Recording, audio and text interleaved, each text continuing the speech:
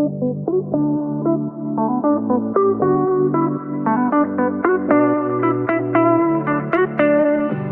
is up, everyone? Welcome to another episode of Backup Fantasy Sports. It is Wednesday, November 22nd. My name is Ewan, and on today's episode, we're going to get into the final race preview of the F1 Fantasy 2023 season with an Abu Dhabi preview.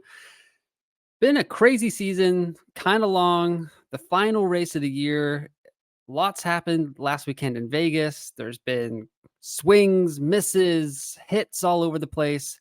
Lots to kind of break down and get into, but it is the final race of the season. So I would love a like and subscribe to the YouTube channel just for any off-season content that comes your way, and make sure that you don't miss the start of the 2024 season next February. You can also follow me on X at UN or you out. But let's get right into it here with a Vegas Grand Prix preview. Or review, actually. New layout this week, so let me know what you think about the new layout in the comments below. Did you prefer the old layout? Just trying something new, seeing what's going to go down for the 2024 season. So let me know what you think about it in the comments below. You can follow me on all the socials down there, posting more TikToks and Instagram Reels, YouTube Shorts, that kind of thing, breaking down some instant reactions to each race. But in Vegas, it was a similar story to what we've seen before. Charles Leclerc took pole and finished second to Max Verstappen. He had a fantastic pass on the final corner to Sergio Perez, but it was an entertaining race. Lando Norris DNF'd quite early with a crash, but he was okay. Yuki Tsunoda, Hulkenberg also DNF'd eventually with engine problems, but qualifying was pretty interesting as both McLarens went out in Q1. Carlos Sainz was second after his teammate, but his grid penalty, thanks to the Friday debacle that was the manhole cover. Not going to get into that there. Here. There's been plenty of coverage about that. Quite feel bad for the fans that got screwed with that, but hopefully something good comes of it in the end and they get their money back like they deserve to. But the race was really entertaining as well. Lots of tire strategy, safety cars, kind of shook everything up. So I think we surpassed expectations for the Vegas Grand Prix. So good job by then. But yeah, Lando Norris, DNF for the first time this year. And I'm not going to call anyone out, but F1 Fantasy Hub did have this tweet 8 days ago. The last driver to finish a season without a retirement was Carlos Sainz, 2021. Norris and Verstappen are both on pace to complete this feat this season. When was the last time two or more drivers were classified in every race in the same season? It's never been done before. So the jinx was on. Great stat by F1 Fantasy Hub. Fantastic find. But it did feel inevitable that one of Lando Norris or Max Verstappen was going to DNF this weekend after that tweet came out. It didn't really play into my thinking. I was kind of taking a big swing last week anyway, but I did not have Lando, so that did not affect me too much. But yeah, great stat. Just thought it was funny timing from F1 Fantasy Hub. Definitely worth a follow for the rest of the F1 Fantasy content. Another great resource to find there. Facts and stats from the Las Vegas Grand Prix here. Optimal team was Red Bull and Ferrari, then Verstappen with the 2 times. Ocon, Piastri, Stroll, Perez got you 403 points. That was based on a $145 million budget. You did need most of it as that team cost $144.6 million. Positions gained was Stroll at 14, Ocon 12, Piastri and Perez at 8. And then overtakes, Piastri had 20 according to the counter. Hamilton 17, Ocon 16, and the fastest pit stops belong to McLaren, AlphaTauri, and Ferrari. So good job by them. Piastri was pretty spectacular at the back half of that race. He went hard, so he had to pit to use a second different compound at the end of the race. I think he pitted with about 5 or 6 laps to go, and he made all that time back up, got the fastest lap, and got into the top 10. So great job by the rookie driver. He has been mighty impressive this 2023 F1 fantasy season and F1 season in general. McLaren have a stud on their hands there. Charles Leclerc was the driver of the day.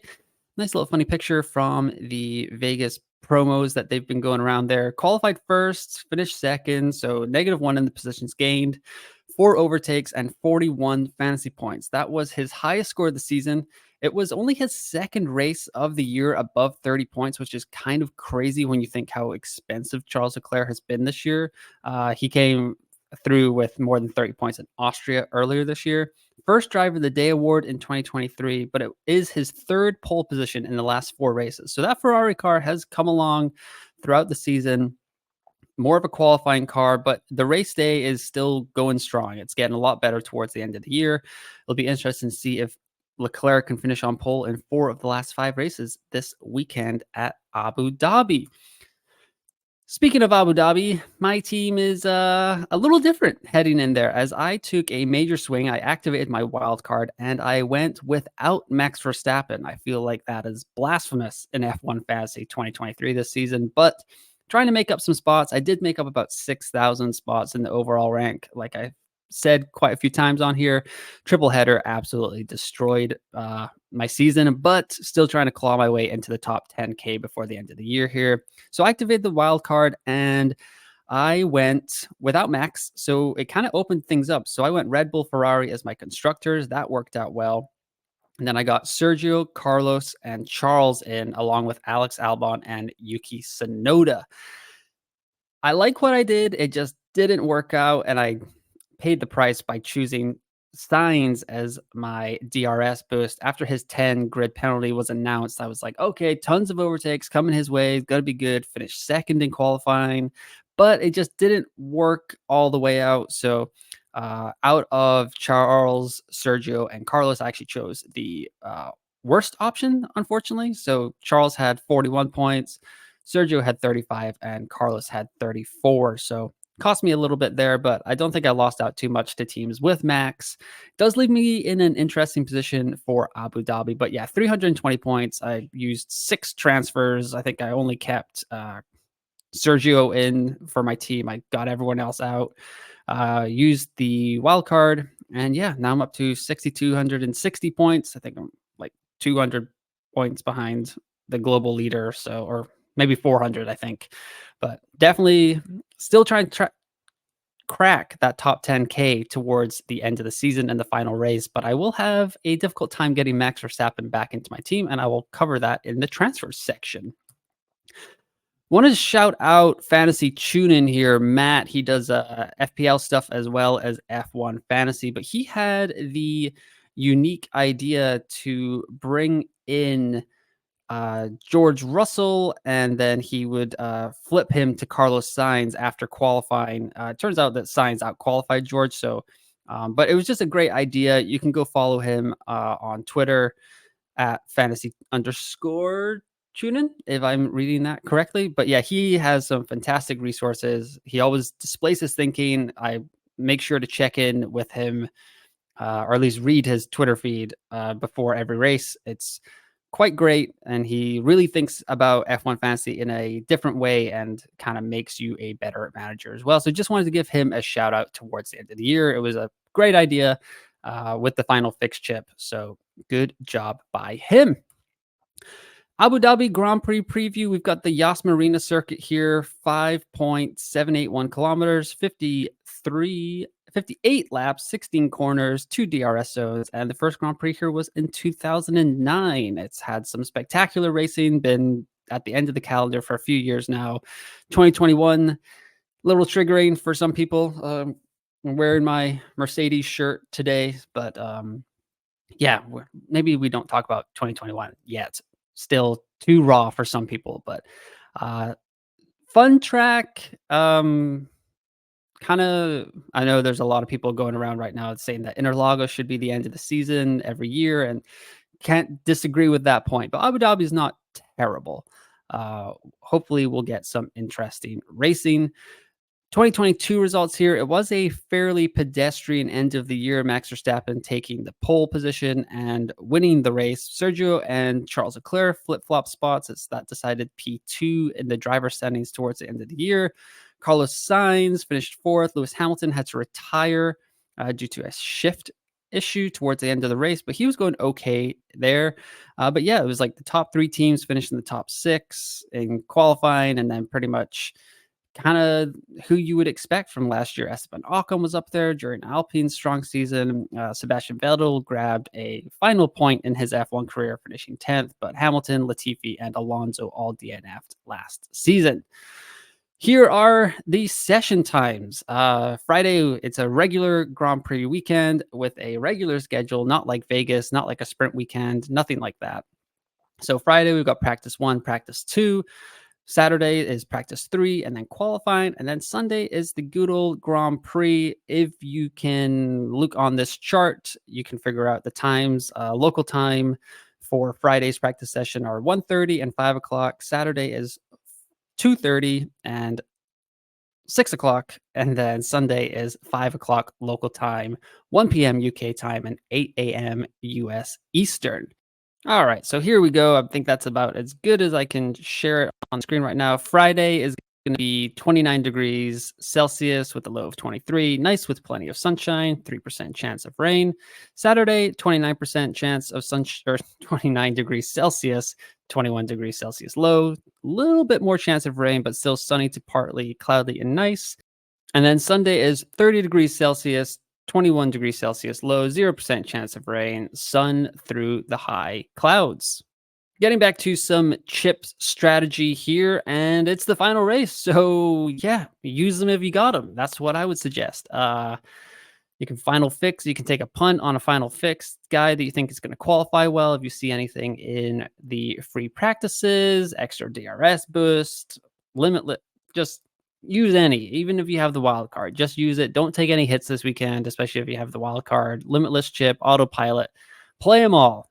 But if you are looking for some more in-depth detail, the f1fantasytools.com/team calculator tool is fantastic. So this is some of the best limitless teams that you can find right now. I did set the decay to 75%, so it does weigh recent performances more than like a season-long kind of thing. So here we have Red Bull, McLaren with Verstappen as the ×2. Then Norris, Sainz, Perez, and Hamilton is the top scoring limitless team right now, at least with these settings.